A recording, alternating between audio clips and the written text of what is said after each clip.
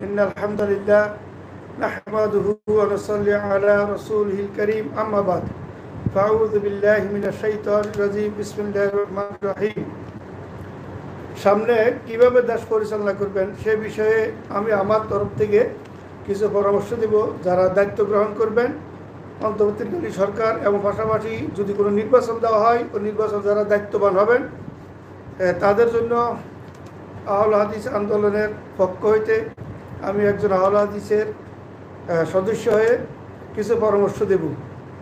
আপনারা এইভাবে পরিচালনা করলে সম্ভবত আল্লাহ পাক আপনাদের জন্য দেশের জনগণের জন্য কল্যাণকর হবে, এটা আমরা আশা রাখি।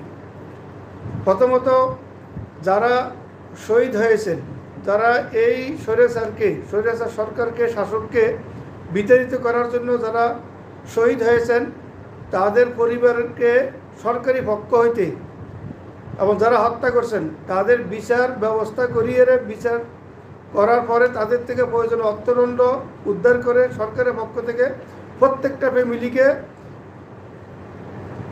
অর্থদণ্ড দিতে হবে, যাতে তাদের ফ্যামিলি কখনো কারোর কাছে ভিক্ষা করতে না হয়।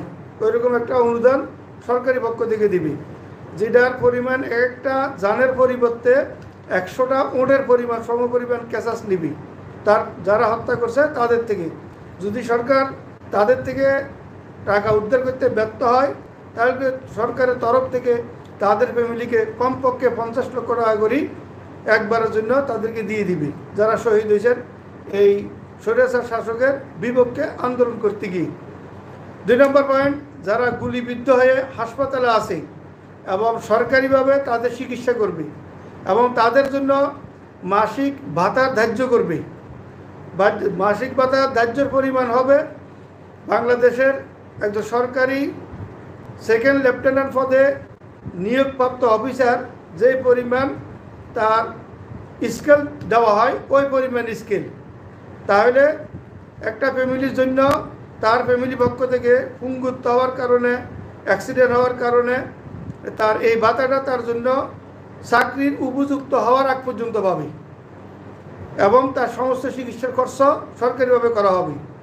3 নম্বর, ছাত্র সমাজের দায়িত্বপ্রাপ্ত যে সমস্ত ভাইরা ছাত্রছাত্রী সমাজের যে সমস্ত দায়িত্ব যারা ছিলেন তাদের বয়স এবং শিক্ষাগত যোগ্যতা অনুযায়ী সংসদের এমপি, মন্ত্রী এবং আমলাদের সহযোগী হিসেবে তাদেরকে কাজ করার সুযোগ দিতে হবে।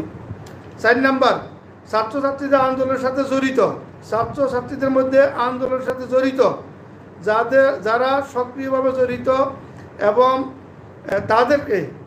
তাদের সবাইকে সমস্ত যারা বন্দী আছেন সমস্ত ছাত্রছাত্রীদেরকে সমস্ত মামলা থেকে অব্যাহতি দিতে হবে এবং তাদের জন্য যারা জেলে আছেন, যারা বাইরে আছেন সবার জন্য সরকারি পক্ষ থেকে সাধারণ ক্ষমা ঘোষণা করতে হবে।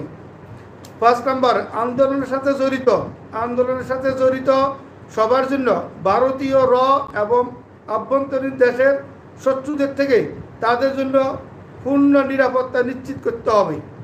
6 নম্বর, কোরআন সুন্নাহর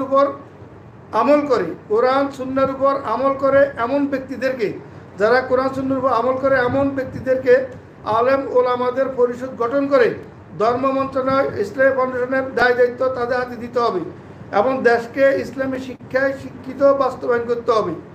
সমস্ত স্কুল, কলেজ, ইউনিভার্সিটিতে কোরআন এবং হাদিস শিক্ষাকে বাধ্যতামূলক করতে হবে। 7 নম্বর, দেশকে কোরআন সুন্নাহর আদলে নিয়ে আসতে হবে। 8 নম্বর, সংবিধানের আইন সলাফে সলিহিনদের অর্থাৎ মক্কা মদিনার সিলেবাস অনুযায়ী আইন প্রণয়ন করতে হবে। বিশেষ করে শাফি, মালিকি, হাম্বলি মাযহাব অনুযায়ী আইন প্রণয়ন করতে হবে, কারণ হানাফি মাযহাব অনুযায়ী আইন প্রণয়ন করলে এটা একটা আলাদা ধর্ম, আহলুল রায়, এটা কোরআন ও সুন্নাহ থেকে অনেক দূরে তাদের অবস্থান। এই জন্য আইন প্রণয়ন করতে হবে সলাফে সলিহিনদের অর্থাৎ কোরআন ও সুন্নাহর ভিত্তিতে আইন প্রণয়ন করতে হবে। 9 নম্বর, প্রধানমন্ত্রী, এমপি, মন্ত্রী যারা হবেন, যাদেরকে দেওয়া হবে তাদেরকে অবশ্যই আলেমদের পরামর্শক্রমে তাদের দায়িত্ব পালন করতে হবে। তাদের সাথে সহযোগী হিসাবে পরামর্শদাতা হিসাবে আলেমদেরকে নিয়োগ দিতে হবে। 10 নম্বর, মাসে একবার প্রধানমন্ত্রীকে, যিনি প্রধানমন্ত্রী হবেন তাকে মাসে একবার তার দায়িত্ব পালনের সফল নাকি দায়িত্ব পালনের তার ভুল হয়েছে, ত্রুটি হয়েছে সে বিষয়ে জাতিকে অবগত করবে এবং ভাষণ দিতে হবে মাসে একবার। 11 নাম্বার, যারা পুরুষ 55 বছর হইলে এবং মহিলা 50 বছর উপর হইলে তাদের জন্য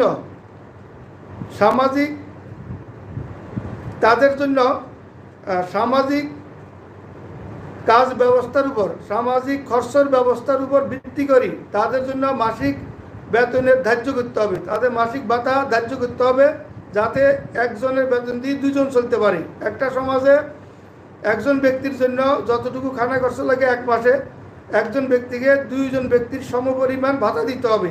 তবে বর্তমান জমানায় ওই ভাতা হিসেবে একজনের জন্য 10,000 টাকা করি ভাতার ব্যবস্থা করতে হবে। পুরুষের ক্ষেত্রে 55 বছর, মহিলাদের ক্ষেত্রে 50 বছরের ঊর্ধ্বে, সবার জন্য, সমস্ত নাগরিকদের জন্য সরকারি পক্ষ থেকে।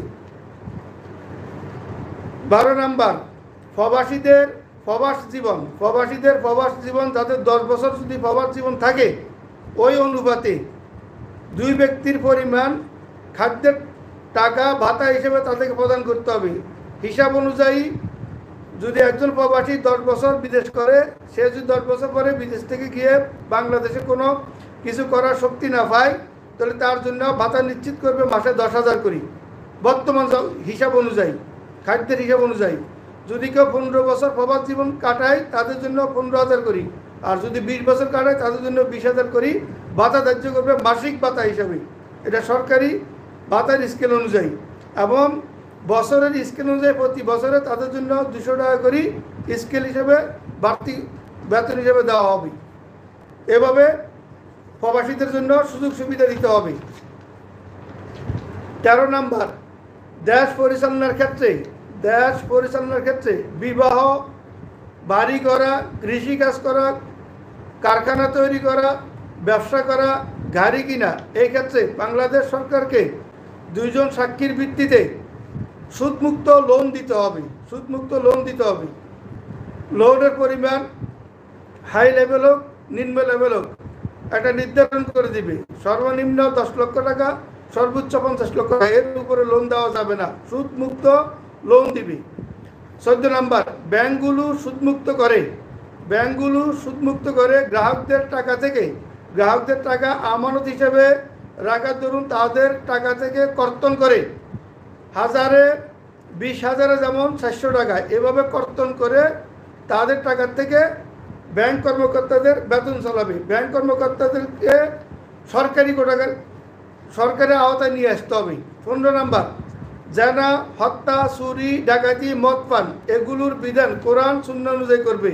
যেমন জানার শাস্তি মৃত্যুদণ্ড, বিবাহিত হইলে, অবিবাহিত হইলে জানার শাস্তি 100 ব্যাগ, দেশ থেকে, এলাকা থেকে দেশান্তর, বহিষ্কার করতে হবে 1 বছর জন্য।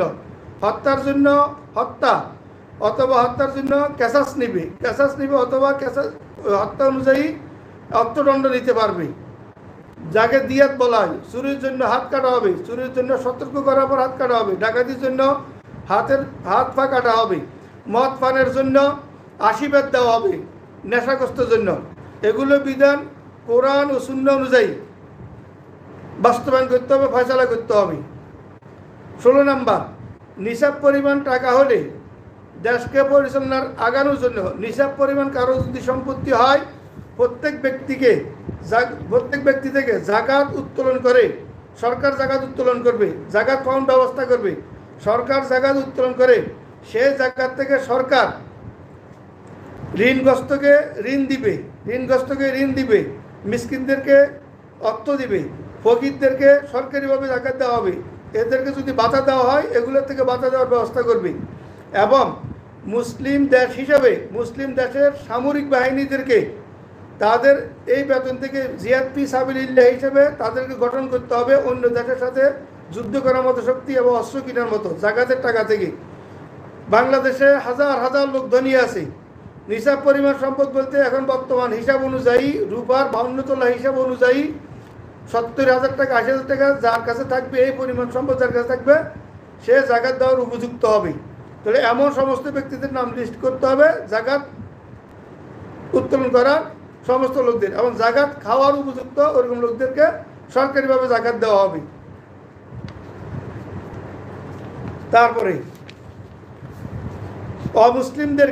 অমুসলিম যারা আছে, কাফের, হিন্দু, বৌদ্ধ, খ্রিস্টান, ইহুদি যারা আছে, এরা বাংলাদেশে যদি বসবাস করতে হয় এরা কর দিয়ে বসবাস করবে, এরা কর দিবে, কারণ এরা কোনো জাকাত দিবে না, এরা কর দিবে, জিজিয়া কর প্রদান করে তারা বসবাস করবে।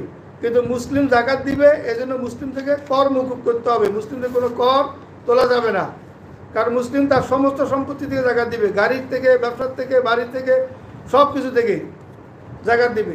18 নম্বর, জাতিগতভাবে সমস্ত মুসলমান, জাতিগতভাবে সমস্ত মানুষকে, বাংলাদেশিদেরকে বাংলাদেশি বা বাঙালি হিসেবে পরিচয় দিবে, এতে কোনো ডিবেট করবে না, কে রাজাকার কে মুক্তিযুদ্ধ, এটা ডিবেট করবে না। 19 নম্বর, সমস্ত মসজিদগুলোকে বেতন দিতে হবে সরকারি পক্ষ থেকে, সরকারিভাবে বেতন দেওয়া হবে। ইমাম এবং মুয়াজ্জিনকে এক একটা মসজিদের জন্য 2 জন, যেগুলো জামে মসজিদ, বড় মসজিদ, ওখানে যে কজন কর্মচারী খাটবে সবাইকে সরকারিকরণ করা হবে, করার জন্য আমরা আহ্বান করবো ইনশাল্লাহ। 20 নম্বর, মসজিদের আওতায়, মসজিদের আন্ডারে অবশ্যই মুক্তব চালু করতে হবে।